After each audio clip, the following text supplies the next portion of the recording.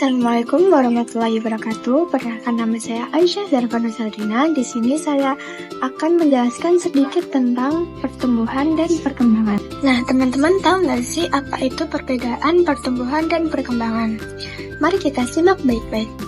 Pertumbuhan adalah proses di mana peningkatan ukuran atau massa tubuh bersifat kuantitatif, misalnya tinggi dan berat badan, dan terjadi sampai usia 20-22 tahun, bersifat fisik dan irreversibel.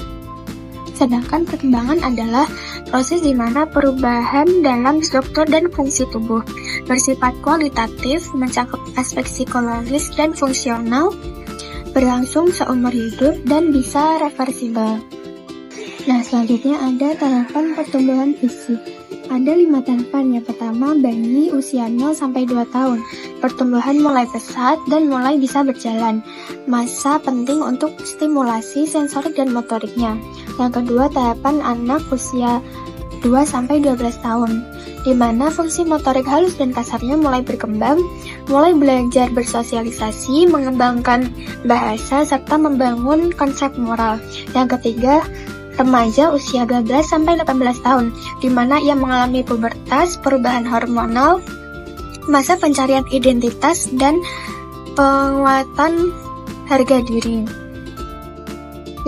Selanjutnya ada dewasa usia 18-60 tahun, di mana kondisinya mulai stabil dan mulai ada tanda-tanda penuaan. Fokus pada produktivitas, hubungan sosial, hingga penerimaan dirinya. Dan terakhir ada lansia usia 60 tahun ke atas, mengalami penuaan lanjut dan penurunan fungsi tubuh. Nah, pemahaman terhadap tahapan ini penting agar anak tidak dituntut untuk melebihi kemampuan perkembangannya. Selanjutnya ada tugas perkembangan menurut para ahli. Yang pertama, menurut Charlotte Bahler, yaitu fokus pada bersosialisasi, logika, dan pencarian identitas. Yang kedua, menurut Elizabeth Harlock, yaitu perkembangan dari bayi hingga lansia, mencakup fisik, moral, dan sosialnya. Yang ketiga, menurut Erik Erikson, yaitu setiap fase kehidupan punya konflik psikososialnya. Contohnya, percaya versus tidak percaya terhadap bayi. Dan yang terakhir, Robert Havikhurst, yaitu tugas perkembangan terkait dengan kemampuan akademik, sosial, pekerjaan, dan keluarga. Nah, apa saja sih faktor yang mempengaruhi perkembangan anak? Ada 3. Yang pertama, faktor genetik atau bawaan yang disebut navitisme menurut Schopenhauer, yaitu seperti bakat atau kondisi fisik yang diturunkan dari orang tuanya.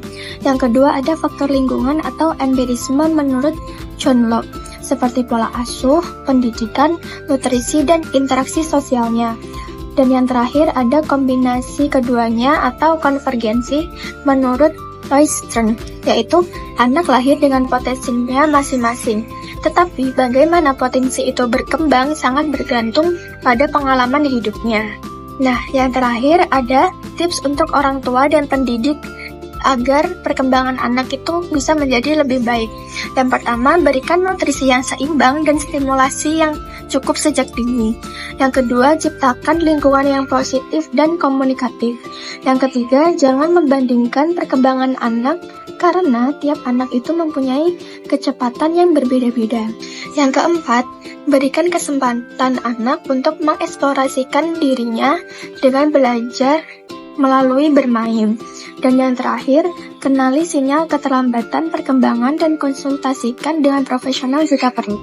Nah, dari semua itu, untuk memahami proses pertumbuhan dan perkembangan anak bukan hanya tugas orang tua saja, tetapi juga tugas masyarakat.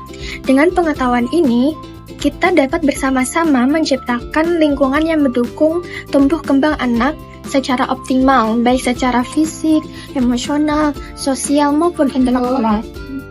Dengan memadukan potensi bawaan dan lingkungan yang mendukung, kita bisa menciptakan generasi masa depan yang tidak hanya cerdas secara akademis, tetapi juga tangguh secara emosional dan sosial. Pendidikan dan pengasuhan yang kreatif adalah kunci menuju hal tersebut. Nah, di sini saya mengambil contoh kasus perkembangan sosial dengan anak usia 5 tahun yang bernama Rara. Dia itu sering bermain sendiri dan enggan bergabung dengan teman-temannya pada masa kanak-kanak ini. Dan saat diajak bermain, ia lebih memilih untuk berbicara dengan bonekanya.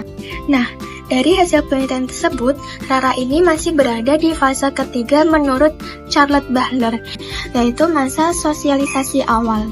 Ia masih melihat dunia dari sudut pandangnya atau egosentris, dan mungkin belum cukup terstimulasi bersosialisasi secara aktif. Lingkungan sekolah dan peran guru atau orang tuanya sangat penting untuk membantunya belajar kerjasama dan mengenal aturan sosial lebih baik lagi.